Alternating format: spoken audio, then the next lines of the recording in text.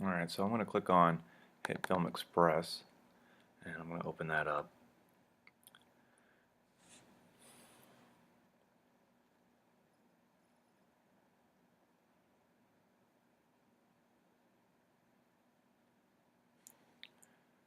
And it takes quite a while to open up. It's still in the process of opening. I like to have as minimal as things as open as possible because my laptop is not as bright as it used to be.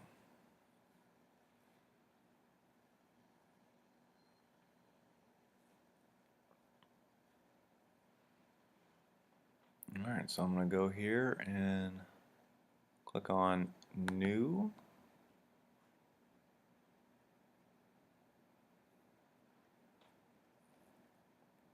And although I filmed some things in 4K, I think my optimal output is going to be 1080p at 23.976 frames per second. And I'm going to leave everything else the same.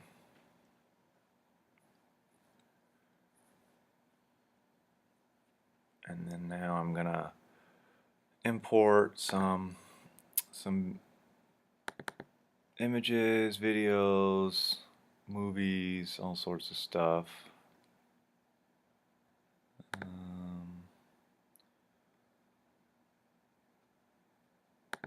Let's go to this one here. So JPEG, a lot of pictures.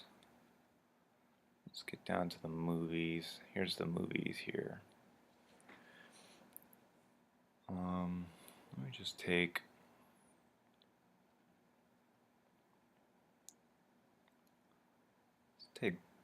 this one here,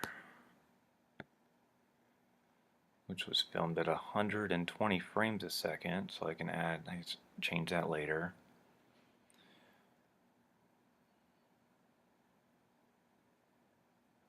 And this one here, 60 frames a second. Let's see what this one is here, 24 frames a second. So you can see these are all different frames per second. This one's 2 minutes long, this is 3 seconds long. So what I can do here is I can change this to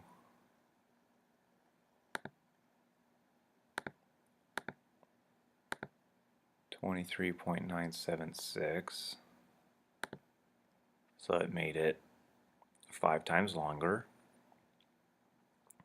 and then change this one as well to 23.976. And as you can see, this is very washed out. It's because it was filmed in S-log2. This was filmed in Cine4 because I was filming at 120 frames a second. Sometimes S-log2 and 120 frames a second doesn't work really well together.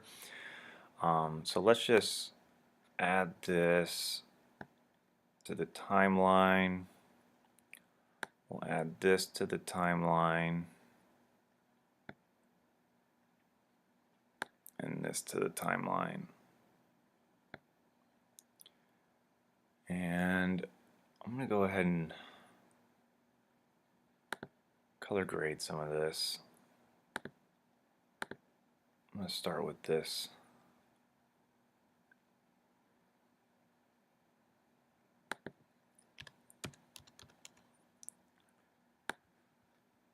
So we'll start with the curves.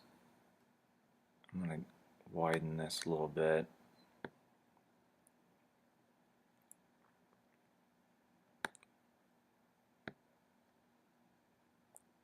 And I'm just going to click on this, bring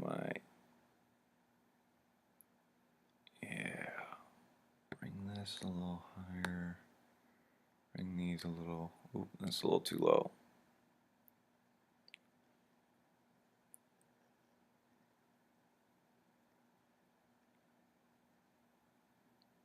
So you can see how messing with the curves can drastically change. You can retrieve some of those colors lost, and I like that there.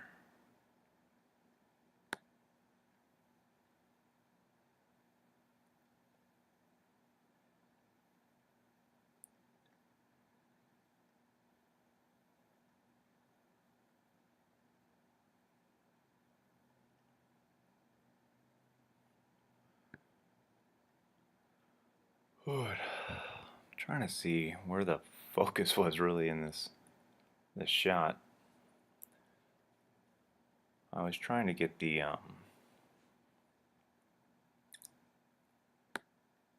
movement of the. So what happens when you change something that has audio, like this frame here has audio, but it was filmed at 120 frames a second, so that audio now only takes up part of it. And the audio isn't really important on slow motion things because you're adding in some sort of you know, music or sound effect later on, so we can just remove the audio off of both of these. So we'll unlink them first and remove the and remove only the audio. And so now that I've color graded this one in particularly, let's go frame. I'm hitting the period button on the keyboard just so I can get to the beginning of the frame. And let's see what it looks like. There's not a lot of movement. You can see a little bit of movement, but this is all just practice. And I would say that it was a failure on this go around, but that's why we practice. And what I'm talking about in this clip is how a lot of things I've been doing on this particular day, changing of the settings and this, that, and whatnot, just to not have so much of the picture washed out from the amount of light that was going on that day. It was so bright. And this is just a random scene that Josh was like, hey, film me in slow motion doing something weird. And so I think he was just spinning. So let's go towards the end. I think he had already stopped. I'm just going to go frame by frame.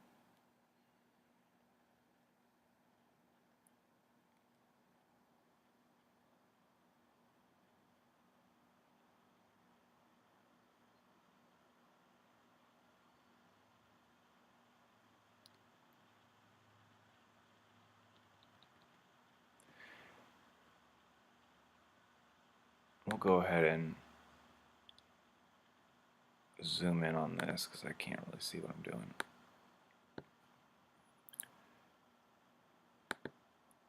And we'll slice this and we'll just get rid of this whole last section here. We don't need that. Alright, and to see, let's add some curves to this. Maybe we can brighten this up. Maybe not, but let's just start with the preset and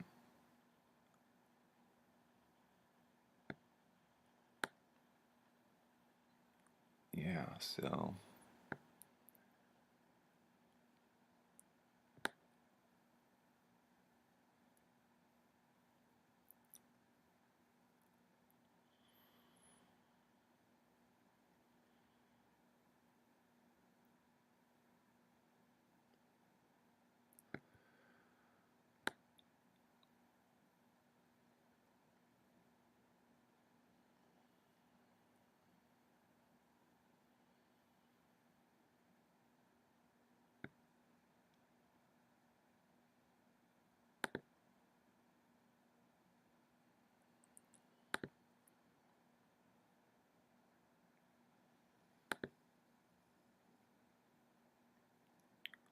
How does that look?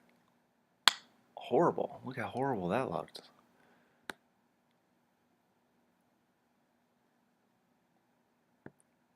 Those are in slightly up.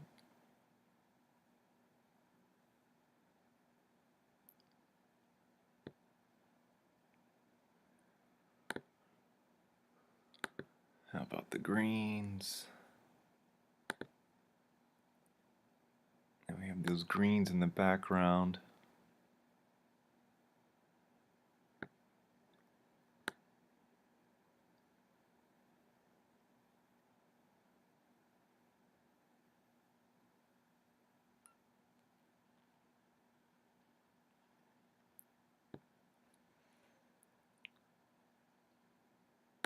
Let me just click on this so you can kind of see.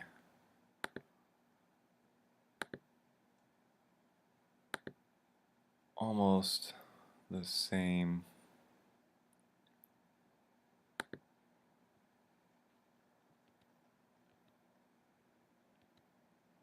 Okay, so that's the same frame there. So we can see kind of like a before here and an after here. Let me go back.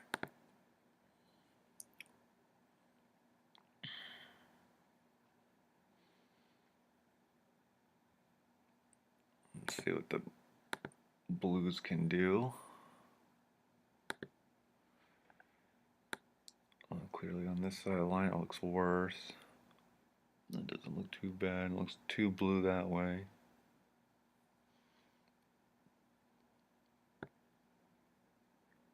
And if I bring this really far up, it gets really yellow. If I bring it down here,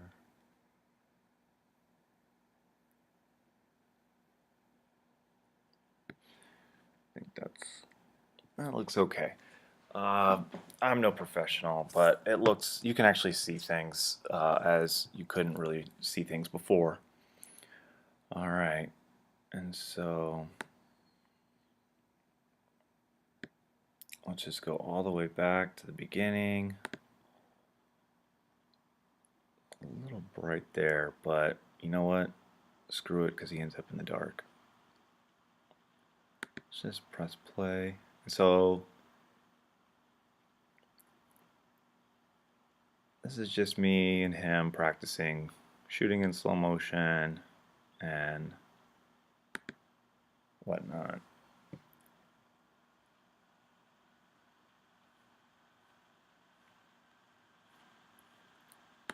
Now let's just color grade this. Let's get something maybe in focus. I'm in focus, perhaps. How about we try that?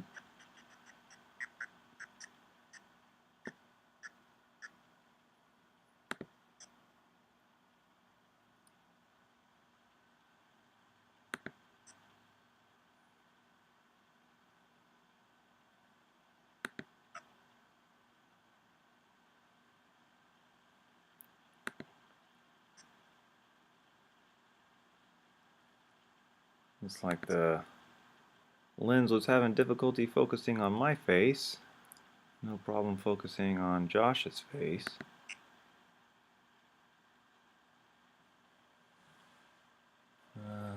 Let's get into the color grading effects of it.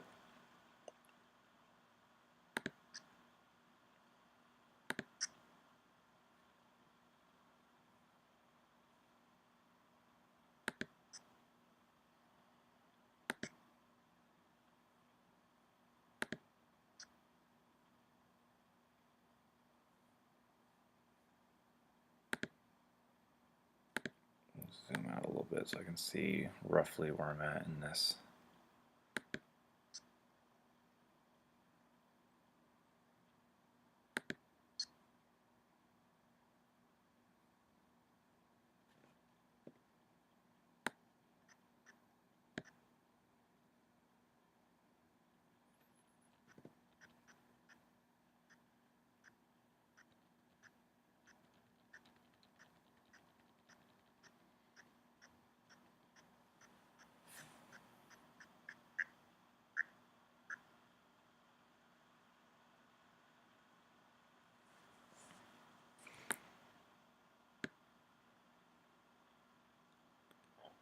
Alright, so we're at 44:16,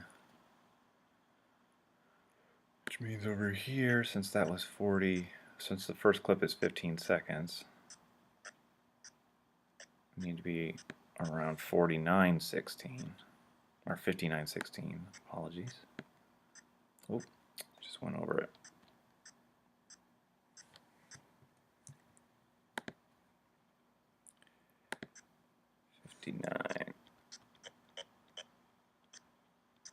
Oh, that math didn't add up. Isn't this first clip only 15 seconds? Oh yeah, I shortened it. That's 12.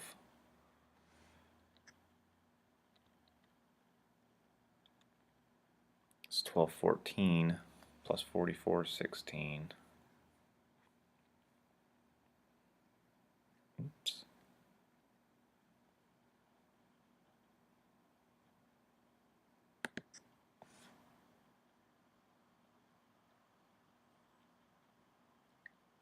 So, should be at 57 seconds.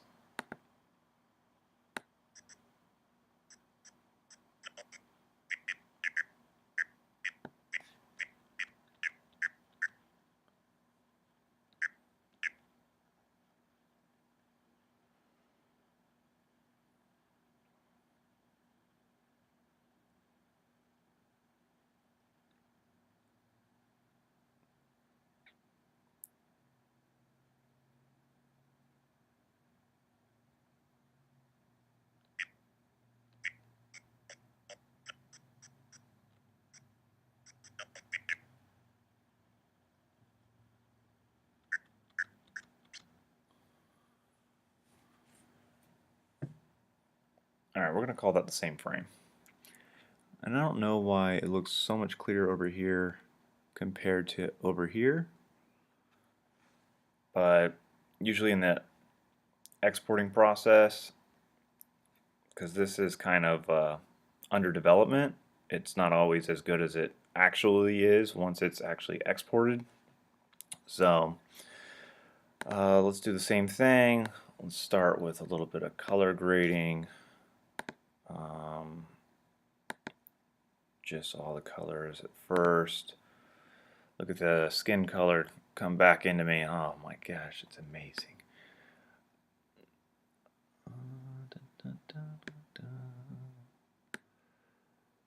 Too dark. Wow.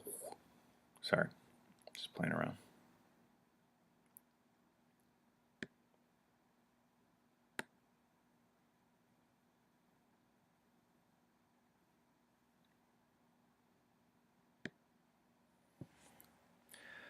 So I mean, quick and simple. I mean, throwing that one thing on there, not even having to worry about light, contrast, brightness, everything else. I mean, it almost immediately looks better. We can also get rid of these, and I mean, we can do a brightness and contrast. Mess with these. You know, we can go brighter, we can go darker. I like to go slightly darker because it's so bright at first. Add a little bit extra contrast. Pick up on the colors. And then let's see, another effect. We can do a color balance. Let's see how that looks. Drop that down. So we can use presets like that. See how everything looks cool now. I'm just going to go back because I don't like that. Let's say red balance. So it adds the reds to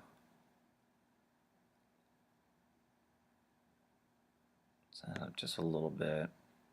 There's a lot of green in this, so we can make that green pop, or we can dull down that green.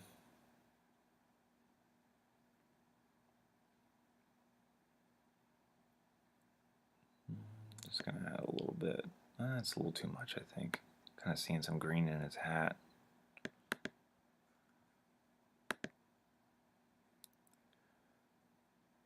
Blue balance.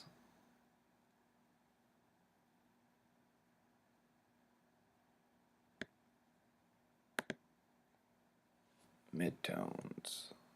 And the highlights. You know, the highlights, I would like to see some more blue in the highlights. We're not getting it. See back here in the background?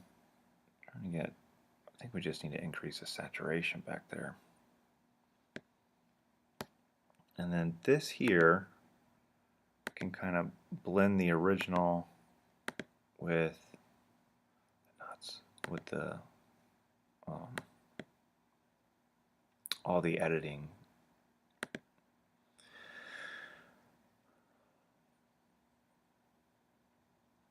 I mean, I'm just kind of, I mean, you can see this is without the color balance. This is with it. I mean, it's so minute. Sometimes spending the 2 to 5 minutes on it is a waste of time, especially if you're just trying to pump out a video real quick. It doesn't serve a purpose. But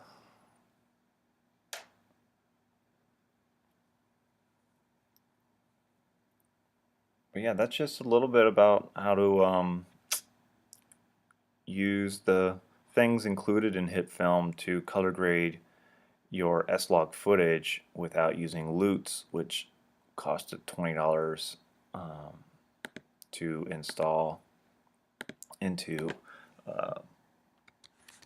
See, LUTs is where's it at? Oops, I'm not in the right thing.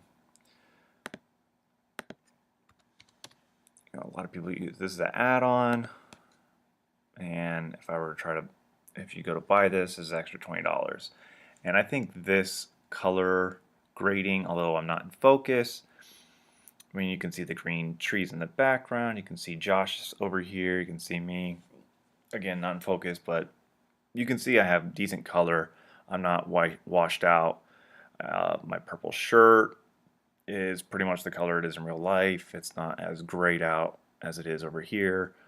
But this, I mean, just a simple curves solves almost 98% of the color issue in S-log footage. And S-log footage would allow you to get those highlights and those shadows, you know, more with a more dynamic range than shooting in a Cine4 profile.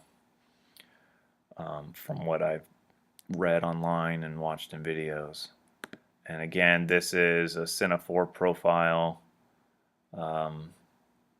very bright here, and in the end, which is where we kind of did all of our color correcting because it was so dark. I'm sure another thing we could do is kind of splice together. I could splice this here, color correct this, and color correct the brighter areas slightly different, and then just do a fade transition. So, and that fade could be so minute that you don't even realize there's a transition there, especially with the same clip is just rolling. You wouldn't know that there's a transition from the bright to the darker scenes. But that's just one way that we could have done that. I'm not going to do that right now because I'm not going to put this out on the internet, this clip, or this whole entire thing. I just wanted to shoot something on this software so I don't have to sit here and explain to my whole family that wants to get involved, or any of my friends that want to get involved into editing, how I've been editing my footage and how I will continue to edit my footage. I'd rather just explain it once, put it online, and everyone can use it, even if you know, you don't know me personally. But so yeah, that's about it.